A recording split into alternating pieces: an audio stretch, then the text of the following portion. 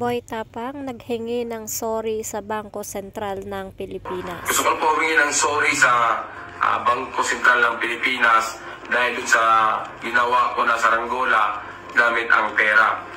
Disclaimer, ang mga larawan o video na mapapanood nyo ay hindi pag-aari ng uploader. Ito ay ginagamit para sa isang impormasyon, credits to the owners.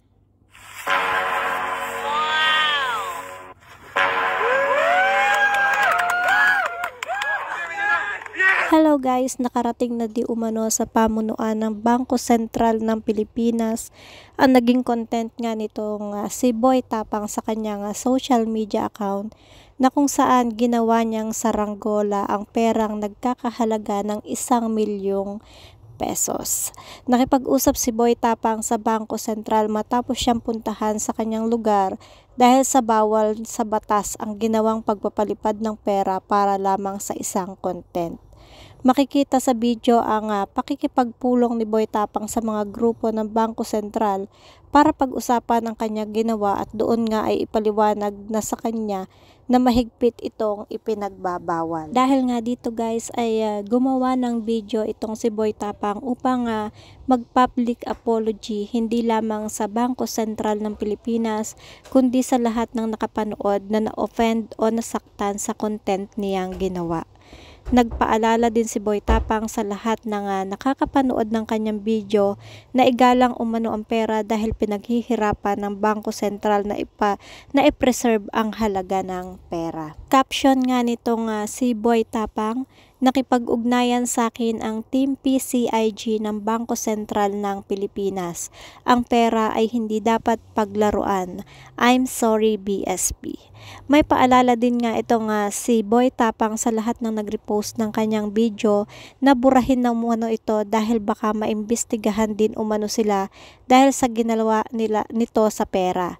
Nagpasalamat din si Boy Tapang sa lahat ng nakaintindi sa kanya sa kabila ng maraming nagbabatikos sa kanya dahil sa ginawa niyang content. Nag-viral nga itong si Boy Tapang o Ronnie Suwan sa tunay na buhay matapos nga niya guys na gawing content na magpalipad ng saranggola na nagkakahalaga umano ng 1,000,000 piso. Sa kanyang vlog na in-upload noong April 2, ipinakita ni Boy Tapang ang paggawa nila ng kanyang mga kasamahan ng saranggola na gawa nga dito sa pera. Una munang nagpagawa si Boy Tapang na magsisilbing frame ng saranggola sa isang marunong gumawa nito. Pagkatapos ay isa-isa nilang dinikit ng kanyang mga kaibigan sa frame ng saranggola ang tigi 1,000 piso gamit ang scotch tape.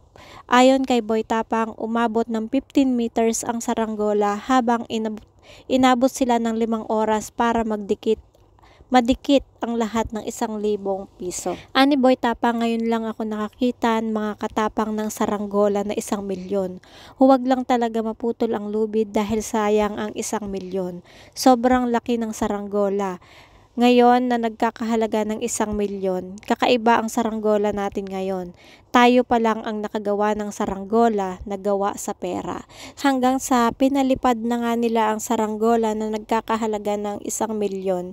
Sa kalagitnaan naman ng kanilang pagpalipad, makikitang ilang beses naputol ang lubid ng saranggola.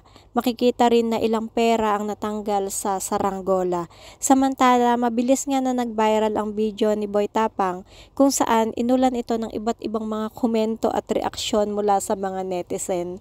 Marami ang nadismaya at nagalit kay Boy Tapang dahil pinaglalaruan lamang daw nito ang 1,000,000 o pera habang marami ang naghihirap at nagpapakahirap makita lang ito. Dismayado rin ang maraming netizen dahil napakayabang na raw ni Boy Tapang ngayon, habang marami ang binalaan ni Boy Tapang sa posibleng consequence o resulta ng kanyang ginawa. Ipinagbabawal daw kasi ng Bangko Sentral ng Pilipinas ang paglapastangan sa pera. Sa kabilang banda guys, iginiit naman ng mga ilang netizen na peki o play money lang ang ginamit na pera ni Boy Tapang para sa content. Anyway guys, ang importante rito kapag alam ng nagkamali, hindi tayo magdadalawang isip na humingi nga ng tawad at hindi na mauulit pa itong ginawa na ito. I guess this should serve a lesson not only for you but all bloggers, digital creators that not all is appropriate to content just for the sake of views. We should carefully choose what to content, especially kayo, mga big creators in a SOCMED. You should set a good example sa mga followers nyo. Anyway, Boy Tapang, it's okay. Just learn from your mistakes.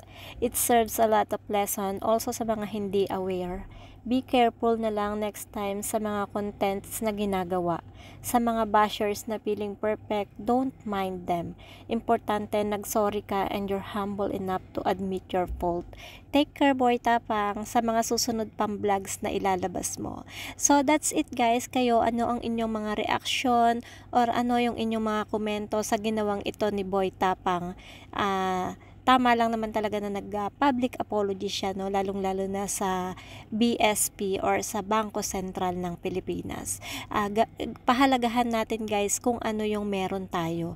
Hindi sa lahat ng oras or sa lahat ng araw is meron tayong ganito. Swerte-swerte na lang kasi tayo yung una na nagkaroon ng ganito.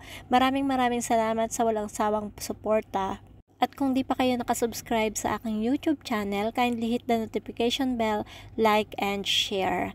God bless and ingat po ang lahat.